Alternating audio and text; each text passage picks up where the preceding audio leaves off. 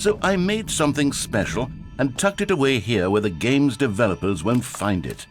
Just our little secret. Take a look. I call it the Memory Zone. It's where I've been storing all my favorite memories so I can relive the peak experiences of my life whenever I want. Experiences like the launch of the Stanley Parable on PC. You see, Stanley, doesn't the Memory Zone remind you of how wonderful Stanley Parable was before it was sullied with a cheap re-release? Remember back in October of 2013 when the game originally launched? Back then, video games had integrity. Back then, it all meant something. Oh, the waste.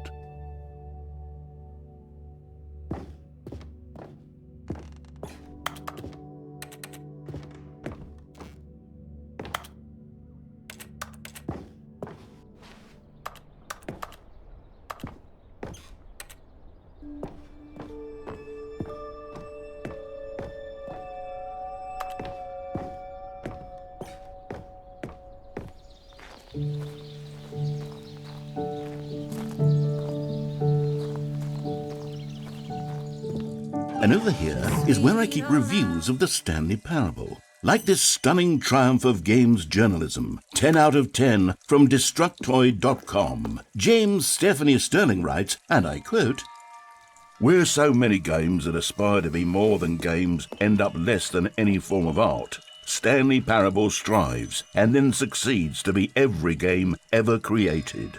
Did you hear that, Stanley? Every game ever created. That's how grand and all-encompassing the original Stanley Parable was. It was literally every game ever created. It was Skyrim, it was Persona 3, it was all of them, and now it's nothing. It's no games at all. It isn't even the Stanley Parable anymore. It's just a husk now, a lifeless husk with an hour of new elevator content.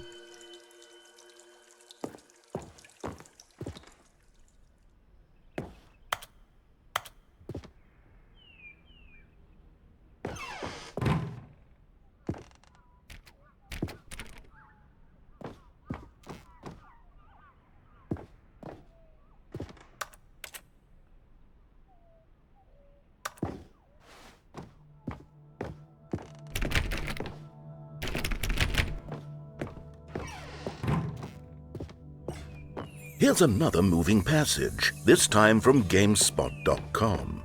The Stanley Parable is both a richly stimulating commentary on the nature of choice in games and one that offers some of the most enjoyable, surprising, and rewarding choices I've ever been confronted with in a game. 9 out of 10. Don't you get it, Stanley? The game was perfect.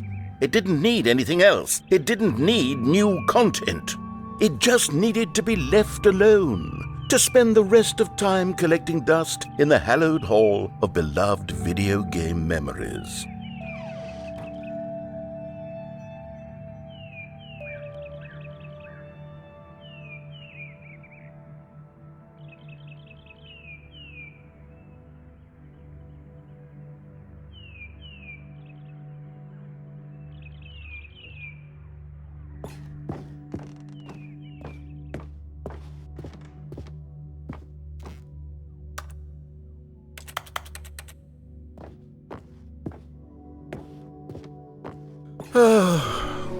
These were simpler times, Stanley. But I wouldn't give to go back, to have it all over again. Wait, hang on. I don't recall this part of the Memory Zone before. What's this? What's down here? Oh no. Oh God, no. Stanley, it's a collection of reviews from Steam, the online video game distributor. I haven't looked at these in years. I can't even imagine what's been collecting down here. Surely these reviews were glowing as well, weren't they?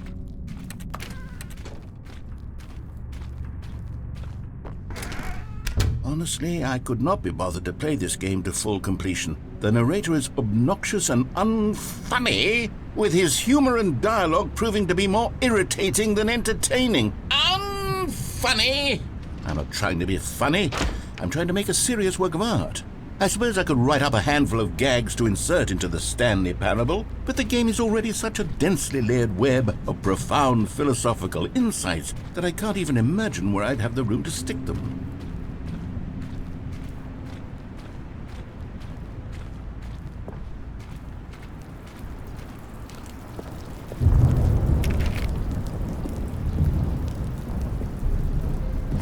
Okay, let's see what this one says. While the idea for the game is good, for someone who prefers non-linear games, this preachiness gets annoying fast. Preachy? Stanley? I'm not preachy, am I? You can tell me if I'm preachy. Honestly, you can. Oh, goodness. This is actually quite shocking for me. To be honest, I had always thought of the game's dialogue as being rather terse to begin with. You can't know how much fluff I cut from the game to get it to feel as light and airy as it... Well, I always thought it did. But maybe it wasn't. Dear, what an awful memory to have to hold on to. These black marks on my otherwise unimpeachable track record. I feel like a failure. Like I let these people down. Perhaps the Stanley Parable isn't quite as sterling as I always remembered. What's this one got to say? You constantly have to stop doing anything so the narrator can catch up with his long-winded explanations of what's happening. I wish there was a skip button. A skip button? Well, yes. Yes, I think we can do that. If I'm truly too preachy, then maybe letting you skip ahead for just a moment, surely it couldn't hurt. Not if it means we can strike these negative reviews from the record. Only positive reviews of the Stanley Parable. That's my motto today, and it's always been my motto. I'd do anything for the customer, Stanley. Yes, a skip button we shall have. And here it is. Go ahead and give it a shot. I'll pop you forward in time so that the second my incessant droning starts to bore you, with just the push of a button, you'll have zipped right past it. It's what the players have been asking for, and I'm very proud to have delivered. No more listening to me rambling on and on. Oh, you're back, you see. You were only frozen in time for a few minutes, but it was plenty of time for me to deliver a long, rambling monologue full of unnecessary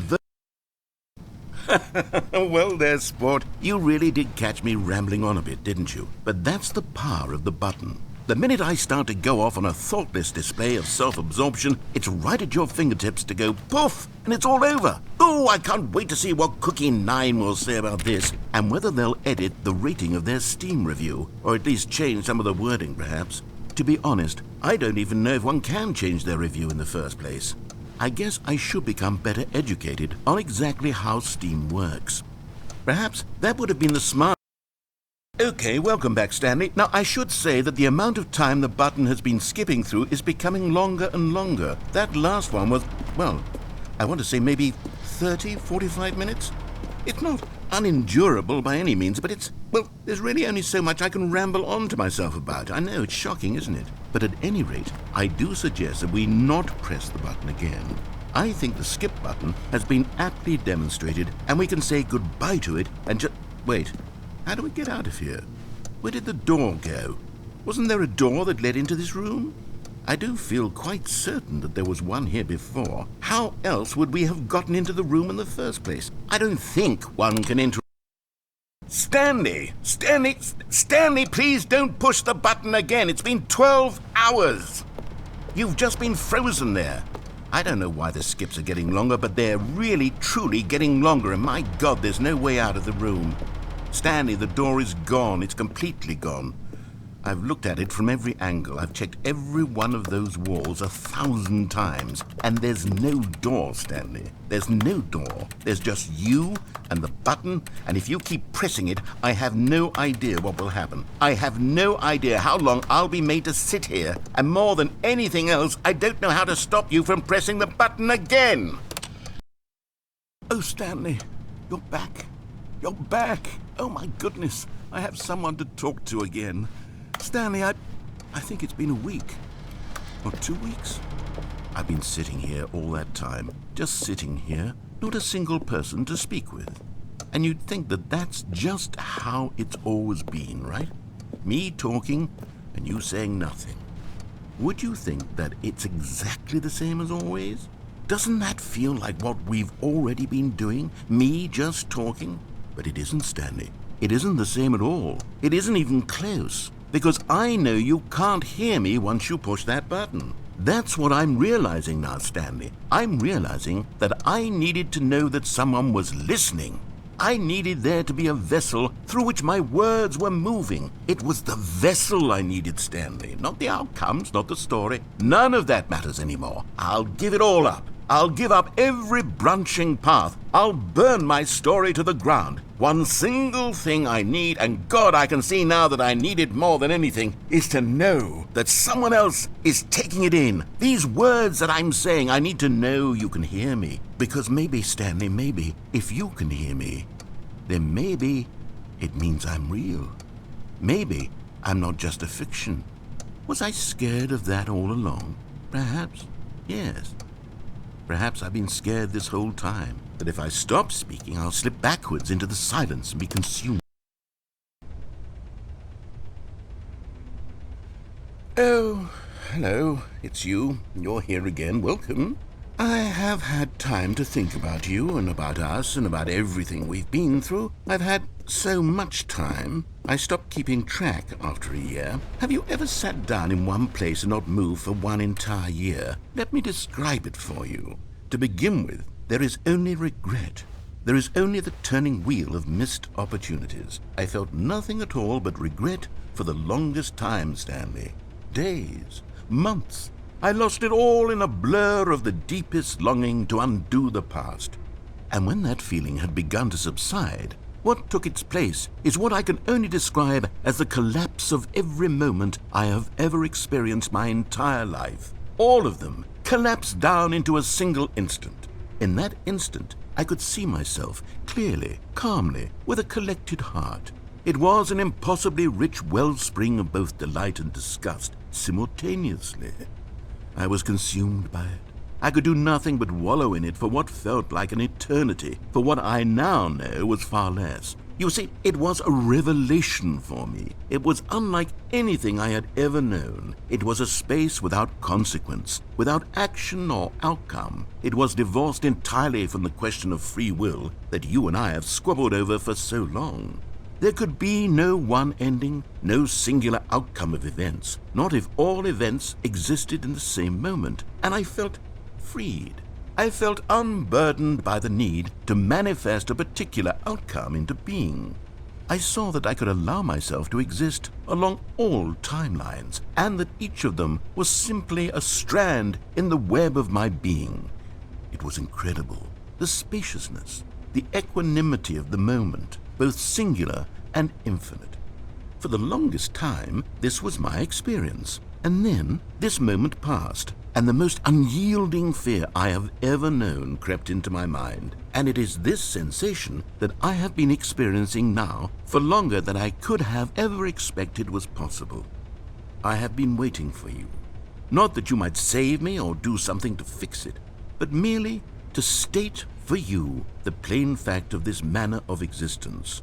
I wish you to feel afraid as I do, that perhaps one day this state of mind will consume you as well.